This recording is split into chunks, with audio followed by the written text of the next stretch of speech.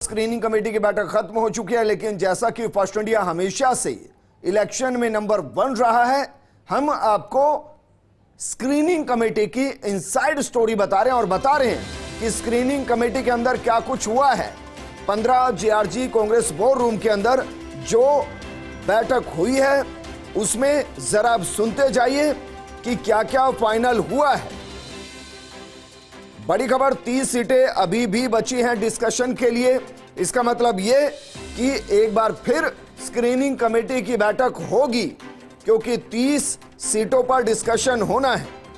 तीनों सचिवों में इस बैठक में स्ट्रांगली अपनी बातों को रखा गया है, मजबूती से उन्होंने अपनी बातों को रखा है। जबकि जो इससे पहले की स्क्रीनिंग कमेटी की बैठक थी उसमें उनको कहा भी गया था कि आप ये भूल जाइए कि कितने बड़े नेता आपके सामने मौजूद हैं, आपको जो आपके पास सर्वे रिपोर्ट है उसको सही तरीके से रखिए। और इस दौरान गहमा गहमी स्क्रीनिंग कमेटी के अंदर हुई और उस दौरान बात रखी गई। सोशल इंजीनियरिंग कास्ट इक्वेशन पर लंबी बातचीत हुई है और लंबी चर्चा चली है, यानी जाति को किस तरीके से साधा जाए, किस समाज को कितना प्रतिनिधित्व दिया जाए। सोशल इंजीनियरिंग पर एक बड़ी चर्चा हुई है। सिंगल नेम का ही पैनल तैयार हुआ है, यानी कि उन 30 सीटों को छोड़ दें जिन पर डिस्कशन आज नहीं हुआ, उसके अलावा सिंगल नाम का पैनल तैयार किया गया है।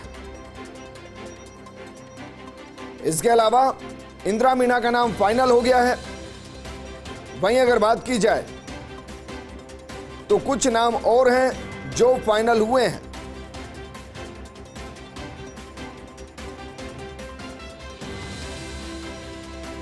और हमारे सहयोगी अश्विनी लगातार वहां से बने हुए। अश्विनी, क्योंकि फर्स्ट इंडिया इलेक्शन में नंबर 1 है, क्योंकि वो इनसाइड स्टोरी सब तक पहुंचाता है। और इनसाइड स्टोरी अब यह है कि अंदर की बहुत सी बातें ऐसी हैं जो फर्स्ट इंडिया बता रहा है। तो जरा बताइए किस किस के टिकट फाइनल हो चुके हैं, जिनमें एक नाम इंदिरा मीणा है, एक नाम जोगिंदर अवाना है, उसके अलावा कौन कौन?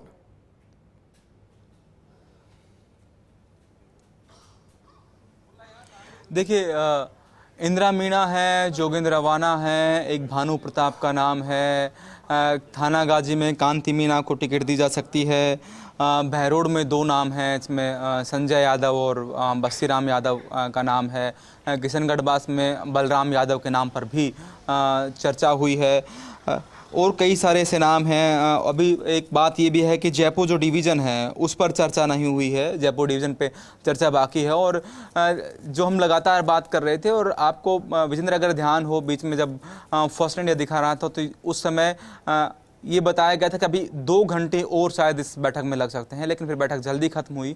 इस जल्दी खत्म होने के कारण ये हुआ कि 30 सीटें जो हैं उन पर चर्चा नहीं हो सकी है। और अब जब 30 सीटों पर चर्चा नहीं हुई हो पाई है, तो एक संभावना ये बनती है कि एक बार और स्क्रीनिंग कमेटी की बैठक होगी। अश्विनी, बिल्कुल होगी। कल सीसी की बैठक के बाद स्क्रीनिंग कमेटी की बैठक होगी और उसके अंदर इन 30 नामों पर चर्चा होगी। एक और नाम जो पैनल में है, गौरव वल्लभ, राजस्थान से आते हैं, नेशनल स्पोक पर्सन है। मानकर चलें अगर गौरव वल्लभ का नाम पैनल से है तो पैनल उदयपुर शहर होगा, उदयपुर शहर के अंदर गौरव वल्लभ का नाम होगा।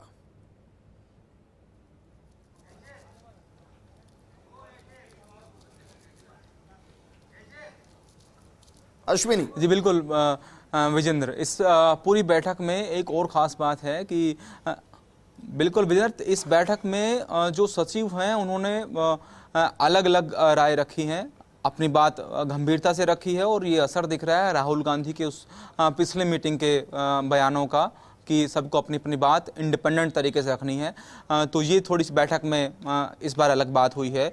सीपी जोशी ने अपनी बात रखी है, अलग अलग सीटों को लेकर भी अपनी राय दी है। और जिस तरह ये कहा गया कि सोशल इंजीनियरिंग को लेकर बात हुई, तो कांग्रेस क्योंकि लगातार पहले भी ये करती रही है, कांग्रेस के लिए नई बात तो नहीं है कि टिकट जब वितरित किए जाएं, बांटे जाएं या उस पर चर्चा हो, उस चर्चा में सोशल इंजीनियरिंग की बात नहीं हो। कांग्रेस के लिए तो ये पहले भी था और अब भी इसमें गंभीरता चर्चा हुई है। लेकिन कल जब सीसी की बैठक हो जाएगी, जिस तरह आपने कहा कि एक बार और स्क्रीनिंग कमेटी की बैठक हो, और उस स्क्रीनिंग कमेटी की बैठक में उन 30 सीटों पर भी चर्चा होगी जो आज छूट गई। ठीक है अश्विनी, आप हमारे साथ बने रहिए। हमारी सहयोगी और दिल्ली न्यूज एडिटर अदिति नागर जुड़ गई हैं। अदिति, क्योंकि एक एक तस्वीरें फर्स्ट इंडिया ने दिखाई, गाड़ियों के शीशे बंद थे, नेताओं के चेहरे पर मुस्कुराहट थी, हाथ जोड़कर मीडिया का अभिनंदन किया गया, लेकिन कुछ कहा नहीं गया। लेकिन हम जानते हैं कि आपके पास सारी इनसाइड स्टोरी होगी कि अंदर क्या क्या चला है, तो जरा विस्तार से अब शुरू कीजिए। विजेंद्र, देखिए, आज की बैठक वैसी शांति प्रिय नहीं थी जैसी पुरानी बैठकें थी। आज घमासान हुआ, बड़े नेता नाराज थे, सीपी जोशी काफी नाराज हुए। उदयपुर की जब बात आई उदयपुर शहर की, तो सीपी जोशी काफी नाराज हो गए। गौरव वल्लभ वहां से चुनाव लड़ने का जिक्र था, और जब उस पर चीजें हुई तब सीपी जोशी, जिस तरह का उनका अंदाज है, वो नाराज नजर आए। दरअसल लगभग सारी सीटों पर चर्चा हो गई, सिंगल पैनल भी तैयार हुए। तो सचिव जो हैं इस बार अलग अंदाज में थे। जब राहुल गांधी ने पहले सीईसी की थी, उसके बाद ये फीडबैक सचिवों को दिया गया कि आपके मन में जो भी बात है खुलकर रखिए। तो आज सभी सचिवों ने अपने अपने इलाके की बात खुलकर रखी, खुलकर इतनी रखी कि आज की पूरी बैठक को अगर ऐसा समझा जाए कि जो स्टेट यूनिट कुछ और कहना चाहती थी और सचिव कुछ और, यानी काफी सारी सीटें थी जिस पर खींचतान रही। लेकिन आपको बता दें, जोधपुर डिवीजन, जयपुर डिवीजन पर चर्चा नहीं हुई। इसके अलावा अभी भी 30 सीटें बचती हैं, जैसा फर्स्ट इंडिया बता रहा है लगातार 30 सीटें बचती हैं जिस पर डिस्कशन बाकी है। कल सुबह गौरव गोगोई जो है वो डिसाइड करेंगे कि सीईसी की बैठक दोपहर में करनी है, यानी कि 5 बजे स्क्रीनिंग कमेटी से पहले 5 बजे की सीईसी की बैठक से पहले एक स्क्रीनिंग कमेटी रखनी है, या फिर कल परसों एक और स्क्रीनिंग बुलाई जाए इन 30 सीटों को लेकर, क्योंकि ये 30 सीटें महत्वपूर्ण है। और एक और बार आपको बता दें कि असली घमासान वाली सीटें जयपुर डिवीजन, जोधपुर डिवीजन अभी बाकी है। इसके अलावा तीनों सचिवों ने इस बैठक में स्ट्रांगली अपनी बात रखी, यानी काफी अपोज किया। इसके अलावा काफी गहमा गहमी बनी इस बैठक में। दरअसल एक चर्चा हुई कि सोशल इंजीनियरिंग ठीक से नहीं हो रही है। सोशल इंजीनियरिंग, कास्ट इक्वेशन को पर लेकर लंबी चर्चा हुई। इस पे सचिवों का मानना कुछ और था, स्टेट यूनिट का मानना कुछ और। एक बार फिर सिंगल पैनल तैयार हुआ। सचिव फिर चाहते थे, या फिर उस बैठक में ये चर्चा हुई कि राहुल गांधी को 3 का पैनल दिया जाए, लेकिन तय ये हुआ कि वहां जाकर एक बार फिर चर्चा कर लेंगे और जिसको जो बात रखनी है वो हो जाएगी। यानी कि आज जिन सीटों पर चर्चा हुई, अगर लगभग हम 64 सीटें मान रहे हैं, उसमें भी कल कुछ सीटों पर रीओपन किया जाएगा। और आपको बता दें कि अभी भी कामा की सीट, रायता की सीट सर्टिनिटी नहीं है, वो भी अटकी हुई है। इसके अलावा इंदिरा मीना की सीट फाइनल कर दी गई है और भानु प्रताप की सीट फाइनल कर दी गई है। घमासान की सीट थी टोडा भी।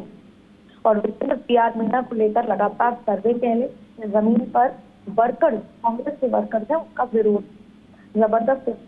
लेकिन जब पीआर मीना का जिक्र आया तो सचिन पायलट और दल एक ही प्लेटफॉर्म पर नजर आए। हालांकि प्रभारी रंधावा ने जिक्र भी किया, नाराजगी भी जताई और बताया कि जमीन पर बहुत ज्यादा विरोध है।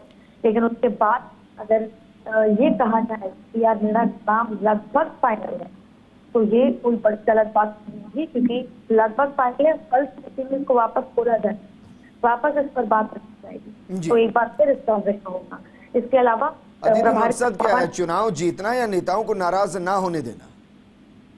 देखिए, आज खुल से बात की है, लेकिन पीआर मीना शुरू से जायजा के जो मिनिस्टर हैं उनके लिए कितना विरोध था, उससे जबरदस्त विरोध पीआर मीना का था। और पीआर मीना सचिन पायलट कहने के माने जाते थे। आपको बता दें, खिलाड़ी लाल बैरवा पर भी गहमा गहमी जी, और उन पर भी अभी असमंजस बना हुआ है। सीईसी में फिर एक बार चर्चा होगी और यहाँ पर संजय जाटव का नाम पैनल में है। चर्चा ये भी हुई कि हमने बहुत सारे जाटव प्रत्याशियों को मैदान में उतार दिया है। इसके लिए सोशल इंजीनियरिंग को बेहतर तरीके से रिकॉन्स्टिट्यूट करना होगा कि कैसे ढंग से पार्टी सोशल इंजीनियरिंग करे। लेकिन खिलाड़ी लाल बैरवा पर भी गहमा गहमी, उस पर भी असमंजस बन गया। श्री माधोपुर सिरफेस पर जो पेज है वो फंस गया है। दीपेंद्र सिंह शेखावत वाली सीट है, उनके बेटे को जिताऊ नहीं माना जा रहा, तो ऐसे में बलराम यादव का नाम इस सीट पर आया है। इसके अलावा आपको बता दें कि अब इंतजार है कि कल एक बार फिर दोपहर में स्क्रीनिंग कमेटी होगी या टीसी के बाद 30 सीटों पर होगी। जोगेंद्र रवाना की सीट फाइनल हो चुकी है। कामा फिर अटक गई है, जैसा मैं कह रही हूँ। उदयपुर सीट, जैसा मैंने कहा, हंगामा हुआ और सीपी जोशी ने खुलकर अपनी बात रखी, क्योंकि सीपी जोशी जब बोलते हैं तो खुलकर आंकड़ों पर बात करते हैं। इसके अलावा वहां से जो कांग्रेस के जो प्रवक्ता हैं गौरव वल्लभ, उनका नाम चल रहा है और उनको लेकर इस पर चर्चा की, गंभीर चर्चा हुई और पेंडिंग में डाल दिया इस चीज को। और ये तमाम मुद्दे रहे आज। अब एक बात इम्पोर्टेंट ये है कि राहुल गांधी ने लास्ट मीटिंग में जिस तरह के स्पीच दिए थे, तो जो दिल्ली के नुमाइंदे हैं, जो सचिव है, प्रभारी, उनने इस बार अलग तरीके से तेवर दिखाए। लेकिन कहीं ना कहीं आज जो समझ आया अंदर की बातों से, सचिव सेटिस्फाइड नहीं हुए आज की बैठक में और संभवतः कल राहुल गांधी के सामने एक बार फिर वो खुलकर बात करेंगे। तो ये तमाम सीटें हैं। आपको बता दें कि थानागाजी से कांतीलाल को टिकट दी जा सकती है। इसके अलावा बहरोड से संजय यादव को, नाम पैनल में बस्ती राम का भी है, बस्ती लाल का भी है, लेकिन संजय यादव लिस्ट में सबसे आगे नजर आ रहे हैं। अभी जयपुर डिवीजन पर चर्चा होनी बाकी है, यानी कि अभी तो पिक्चर बाकी है। और अभी जो आज जो सीटों पर चर्चा हुई है 64 लगभग, उनमें भी सीईसी में कई तार खुलेंगे, कई बार चर्चाएं होंगी, कई बार जिक्र होंगे और कई बातें रखी जाएंगी। बिल्कुल अदिति, और मानकर चलें कि जिन सीटों पर आज मंथन हुआ है और जहां गहमा गहमी हुई है, वहां जो भी डिसीजन होगा वो आलाकमान लेगा, सीसी के अंदर लेगा, स्क्रीनिंग कमेटी में उस पर सिर्फ पैनल दे दिया जाएगा कि हमारी पहली, दूसरी और तीसरी प्रायोरिटी है। देखिए, यही तो बात है कि इस बार भी सिंगल पैनल दिया जा रहा है, प्रायोरिटी दी ही नहीं जा रही जी। और यही वजह है कि कहीं ना कहीं जो सचिव हैं, जो कई मुद्दों पर अपनी बात मानते हैं कि जो पैनल है उससे विपरीत बातें हैं। क्योंकि आज ये देखने को मिला कि स्टेट यूनिट और जो पार्टी के सचिव हैं, जो जिम्मेदार वहां पर व्यक्ति हैं, जो अपने अपने इलाके, अपने अपने कॉन्स्टिट्यूएंसी के, उनका और दोनों के बीच में मतभेद रहा है। तो यही वजह है कि कल फिर से इन सीटों में से कई सीटों पर सचिव खुल के बात करेंगे, जिससे कि पिछली बार की तरह उनको बैठक के बाद डांट ना पड़े। ये ना कहा जाए कि आप पार्टी के लिए काम करें जी, आप नेताओं के सामने खुलकर बात करें। इसलिए कल की सीसी में भी काफी घमासान, जैसे आज हुआ है, कल की सीसी में भी आपको काफी घमासान देखने को नजर आएगा। अदिति, क्योंकि इसके दो कारण हो सकते हैं। पहला तो ये कि भाई जो नेता राजस्थान के हैं, उन्होंने अपनी पूरी जिंदगी खपा दी है राजस्थान की राजनीति को समझने के लिए, जनता जो नहीं कहती है उसको भी समझने के लिए। और जो सचिव हैं, जो सह प्रभारी हैं, वो चंद महीने पहले आए हैं, चंद एक सर्किल है जिसके अंदर से एक रिसर्च हुई है, तो वहां से वो आउटपुट शायद ना पाए जो जमीन से जुड़े नेता समझते हैं कि जो कहते हैं वो होता नहीं है। उसके बीच की भी लड़ाई हो सकती है। देखिए, चुनाव का एक तरीका है, पॉलिटिकल पार्टीज का चुनाव में एक निष्पक्ष तरीका होता है। हम कभी भी कोई मॉनिटर लगाते हैं या कभी भी कोई ऑब्जर्वर लगाते हैं तो वो लगाते हैं जिसका कोई भी जुड़ाव ना हो उस जगह से। इसीलिए तो दूसरे राज्यों के लोगों को लगाते हैं, जिससे वो निष्पक्ष तरीके से समझें। जब कोई कहीं राजनीति कर लेता है तो वो जानता है कि जमीन पे, जब समझ में आ जाता है कि जमीन पे खेल क्या है, जमीन पे उस विधायक के लिए पॉजिटिव है या नेगेटिव है। और आपको दूसरे स्टेट में केवल इसलिए लगाया जाता है जिससे आप निष्पक्ष हो, आप बायस ना रहें। और ये हर पॉलिटिकल पार्टी में होता है। हम कर्नाटक के जो प्रहलाद जोशी हैं, उनको राजस्थान में जिम्मेदारी दी है अगर भाजपा की बात करें जी। और अरुण सिंह जो हैं उत्तर प्रदेश से, उनको प्रभारी बनाया गया है। उन्होंने प्रभारी को भले ही बहुत समय हो गया था राजस्थान समझे, पर अगर देखा जाए तो प्रहलाद जोशी कर्नाटक के हैं, उनका राजस्थान समझना बहुत मुश्किल है। पर कई बार जब कोई फैसले लेने होते हैं तो आप निष्पक्ष तरीके से लेते हैं, आपके रूट्स वहां जुड़े नहीं होते। यही तरीका है कि सचिवों को भले ही लगाया जाता है, लेकिन वो पूरा फीडबैक अपने दिल्ली के आला कमान यानी अपने असली बॉस को निष्पक्ष तरीके से देते हैं। लेकिन जाहिर तौर पे जो डिफरेंस ऑफ ओपिनियन आज नजर आया वो यही था जो आप बता रहे हैं कि जो व्यक्ति सालों से, दशकों से वहां पर काम कर रहे हैं, जो स्टेट यूनिट है, जो जाति समीकरण को समझते हैं, जिनको पता है कि उसके लाने से क्या फायदा होगा, कितनी और सीटें इम्पैक्ट होंगी, और एक सचिव हैं वो अलग तरीके से काम करते हैं। लेकिन शायद जब आप किसी एक सीट को फाइनल करते हैं तो वाद विवाद, मल्टीपल डिस्कशंस, मल्टीपल इनपुट्स और फीडबैक के आधार पर, मल्टीपल सर्वे के आधार पर करते हैं, जिससे निष्पक्ष तरीके से सही रिजल्ट निकले। लेकिन राजस्थान में दोनों ही पार्टियों में टिकट वितरण में देरी हो रही है। और खींचतान भी हो रही है। हालांकि ये एक बहुत नेचुरल प्रोसेस है विजेंद्र, लेकिन फिर भी ये देरी का कारण बहुत कुछ कहता है। जब आपको ज्यादातर सिटिंग एमएलए ही उतारने थे, जब आलाकमान को भले ही ये कहना था, राहुल गांधी ने पिछली बैठक में कहा ये तो पुराने नाम, लेकिन फिर भी उन पर मोहर लगी जी। सोनिया गांधी ने फिर भी इस पे कहा कि अगर सिटिंग एमएलए अगर हार रहा है तो उसे मत लड़ाइए, नए को लड़ाइए, फिर भी उन पे मोहर लगी। भले ही इस बार नए चेहरों को उतारा जा रहा है, युवा चेहरे और बदलाव देखने को मिल रहे हैं, लेकिन फिर पीआर मीणा एक सबसे बड़ा एग्जाम्पल है जिनके लिए लगातार जमीन पर एंटी इनकम्बेंसी है और यहाँ तक कि कांग्रेस के वर्कर नाराज। लेकिन आज उनकी सीट फाइनल हुई है, अब कल सीईसी में एक बार फिर रखी जाएगी बात। तो फिर पीआर मीणा का नाम टोडा भीम से अगर आता है तो फिर एक बड़ा सवाल होगा कि जो आप पूछते हैं कि कांग्रेस चुनाव नेताओं के ईगो सेटिस्फेक्शन के लिए कर रही है टिकट वितरण या जीतने के लिए कर रही है जी। तो यानी सरकार रिपीट करनी है या एमएलए रिपीट करने हैं, जी। ये कांग्रेस को तय करना है। अच्छा अदिति, जयपुर डिवीजन को होल्ड अभी क्यों किया गया, उसके पीछे की कोई खास वजह? समय की कमी। एक तो जयपुर डिवीजन में हवा महल है जी। उस पर चर्चा अभी बाकी है। जोधपुर डिवीजन भी अभी होल्ड नहीं किया है, चर्चा नहीं हो पाई है। जी। तो 30 ऐसी सीटें हैं जिन पर अभी चर्चा नहीं हो पाई और कुछ सीटें होल्ड हैं, जैसे अब खिलाड़ी लाल बैरवा का जिक्र किया, तो ये सीटें होल्ड हैं। तो ऐसे में अभी चर्चा, एक और स्क्रीनिंग होनी बाकी है। सुबह मैसेज जाएगा कि क्या दोपहर 1 बजे, 12 बजे, 2 बजे आपको स्क्रीनिंग में आना है या फिर डायरेक्ट 5 बजे सीईसी में आना है और फिर नेक्स्ट डे आपको स्क्रीनिंग में आना है। लेकिन समय की कमी है, चुनाव प्रचार में उतरना है, नॉमिनेशन शुरू होंगे, इसके अलावा मैनिफेस्टो जैसे तमाम कार्यक्रम है। तो इन सब में जल्द से जल्द टिकट वितरण फाइनल करना होगा, जो कि एक सबसे बड़ा पार्ट होता है चुनाव में, चुनाव के आगाज का। और विजेंद्र, चुनाव में केवल 25 दिन का समय बाकी है।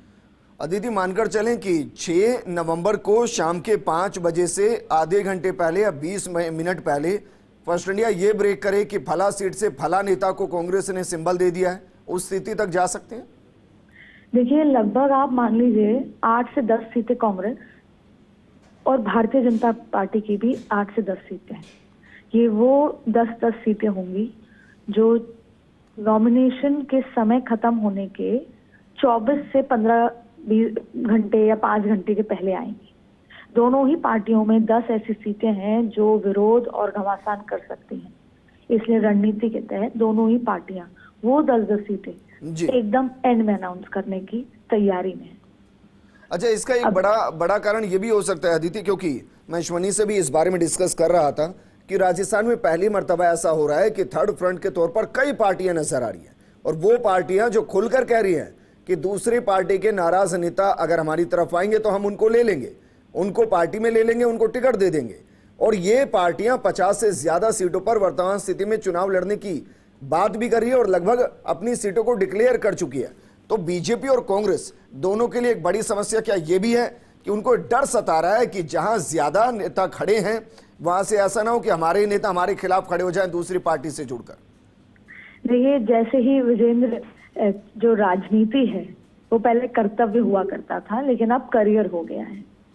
आप भाजपा उठा लीजिए, आप कांग्रेस उठा लीजिए, एक एमएलए, एक नेता जो प्रत्याशी, उसकी टिकट कटी हो एमएलए, और उसने चुपचाप ये कहा हो कि मैं पार्टी के साथ अब दूसरे नेता को लड़ाऊंगा। अगर जब पार्टी वाली फीलिंग होती है या जब कर्तव्य वाली फीलिंग होती है तब आप ऐसा करते थे, लेकिन अब ये करियर है। यही वजह है कि मामन यादव ले लीजिए, यही वजह है कि चित्तौड़ की सीट ले लीजिए, चंद्रमा नाकिया, वो तो कांग्रेस में जा रहे थे, संघ वालों ने उनको समझाया, इसलिए वो निर्दलीय लड़ेंगे, लेकिन लड़ेंगे जरूर जी। उन्होंने। अच्छा अदिति, आपने इसको करियर कहा, मैं इसको नौकरी की, जॉब की श्रेणी में रखूं या उद्योग की या बिजनेस या अपना जो एक सेटअप होता है उसके सेटअप? बिल्कुल, देखिए सेटअप है, क्योंकि वरना राजनीति तो विशुद्ध रूप से सेवा थी। मैं पत्रकारिता को भी उसे मानती हूँ, लेकिन राजनीति विशुद्ध रूप से सेवा थी। लेकिन अब करियर है, क्योंकि अगर पार्टी ने आपको एक बार एमएलए बनाया 5 साल के लिए, तो वही पार्टी एक बार ये भी तय कर सकती है कि नहीं बनाएंगे। लेकिन फिर आम आदमी पार्टी के पास संगठन कहाँ है? तो आम आदमी पार्टी हुई या AIMIM हुआ या फिर हम हनुमान बेनीवाल की पार्टी मान ले, तमाम वो पार्टियां हैं जो केवल इस बात का इंतजार कर रही हैं कि वो नेता जिनका 5000 भी वोटर हो, 6000, क्योंकि चुनाव हारने के लिए तो 1000 से लेकर 5000, मतलब कई बार तो कहते हैं ना 1 वोट से हार जाते हैं। तो चुनाव हराने के लिए, समीकरण बिगाड़ने के लिए जो ये तीसरी लोग खड़े होते हैं, जब निर्दलीय हो गया, कोई थर्ड पार्टी खड़ी हो गई, वो इनफ होता है गेम बिगाड़ने के लिए। और जहां पर राजस्थान आज खड़ा हुआ है, कोई भी पार्टी क्लियर मैंडेट पे है तो अगले 10 दिन में बदल सकती है, यानी कि सभी टक्कर में है, 50-50, 40-50, 40-60 वाली स्थिति में है।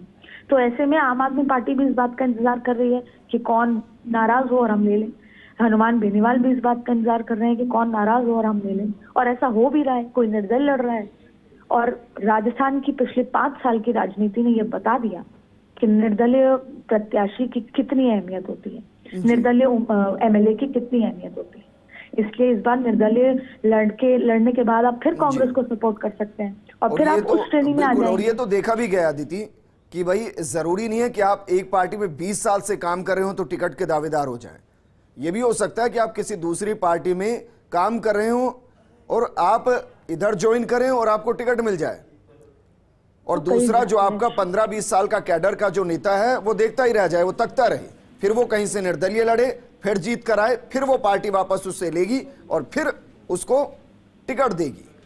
तो बस ये तो अपॉर्चुनिटी की राजनीति है। जैसा आपने सवाल किया कि शोभा रानी कुशवाहा का जिक्र कर ले, हम सारे इंडिपेंडेंट, सारे जो निर्दलीय एमएलए थे, जो अब उसमें से ज्यादातर कांग्रेस की सीट पे लड़ रहे हैं। और ये अशोक गहलोत ने कहा स्क्रीनिंग कमेटी की बैठक में कि अगर हम इन लोगों को, चाहे फिर बसपा से आए विधायकों को या इंडिपेंडेंट लोगों को, अगर आज खास तौर पर बसपा से आए विधायकों को अगर इनको टिकट नहीं देंगे तो फिर अगली बार कांग्रेस पार्टी की कोई मदद नहीं करेगा, क्योंकि इन लोगों ने उस समय मदद की जब सरकार गिर रही थी। तो कई बार आप थैंक यू दे रहे हैं इस तरीके से। तो निर्दलियों का जो चलन है वो जाहिर तौर पर बहुत महत्वपूर्ण है, और खास तौर पर ऐसी स्थिति में जब कोई 140 पार पार्टी नजर नहीं आ रही, ऐसे में किसी भी पार्टी को निर्दलीय की जरूरत पड़ सकती है। इसलिए अगर नाराज हुए विधायक, इसका संदेश तो ये भी जाता है कि भाई अगर कोई नेता मूल पार्टी से हार गया तो वो ये सोच ले कि तुरंत अपना दूसरी करियर को देख ले या दूसरी पार्टी देख ले, क्योंकि जो वहां से जीता होगा अगर वो निर्दलीय है, दूसरी पार्टी से है, तो हो सकता है मूल पार्टी उसको टिकट दे दे।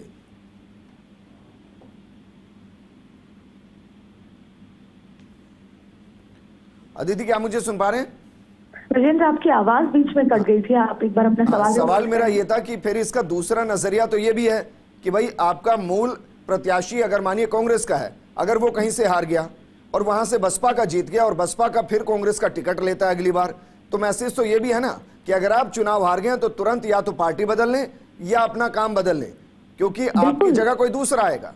बिल्कुल, देखिए जरूर, क्योंकि खास तौर पे ये एग्जाम्पल तो आपने लाइव एग्जाम्पल इसलिए है क्योंकि जब बसपा से कांग्रेस के विधायक आए, कांग्रेस में आए बसपा से विधायक, या फिर जो इंडिपेंडेंट हैं उनको जिस भी तरीके से किया, तो वहां के जो हारे हुए कांग्रेस के प्रत्याशी थे उन्होंने कई बार संगठन में, सरकार में इस बात का, या अशोक गहलोत को इस बात की नाराजगी जताई कि वहां पर हम इंडिपेंडेंट को इतना मदद कर रहे हैं, उनके काम हो रहे हैं, वहां पर इतना विकास हो रहा है कि कांग्रेस को कोई पूछ ही नहीं रहा। वो इंडिपेंडेंट विधायक को ट्रीट कर रहे हैं एकदम उस तरीके से जैसे वो सरकार में विधायक है या मंत्री है, और वहां पर कांग्रेस खत्म हुई। यही वजह है कि अब क्योंकि विकल्प नहीं है तो उसी इंडिपेंडेंट को आपने उस सीट से कांग्रेस का प्रत्याशी बना दिया जी। तो यानी ये बात सही है, अगर आप हार गए तो आप अपनी दुकान बदल लीजिए, क्योंकि वहां पर जो जीत कर आया आप उसको ले लेंगे। इसका सबसे बड़ा एग्जाम्पल मैं आपको बताऊं, तिजारा सीट पे बाबा बालकनाथ को चुनाव में उतारा।